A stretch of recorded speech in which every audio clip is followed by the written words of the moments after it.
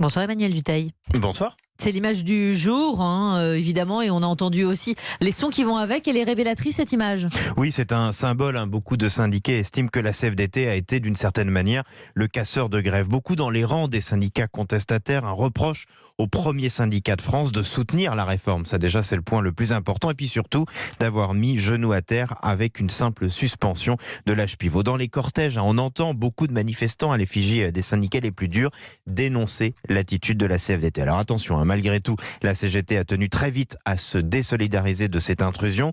Quels que soient les désaccords possibles entre organisations syndicales, la CGT ne cautionne pas ce type d'action, a-t-elle fait savoir dans un communiqué. Chez Sud, on dit aussi ne pas être derrière cette opération. Au gouvernement, avant même cette intrusion, certains ministres s'attendaient à de telles actions. Avec la baisse du mouvement, ils vont vouloir faire des actions symboliques. Il y a des convergences des extrêmes, glissait par exemple hier un représentant du gouvernement. Et la CFDT, comme les députés de La République En Marche, sont des cibles potentielles. Emmanuel Dutheil, chef du service économie d'Europe.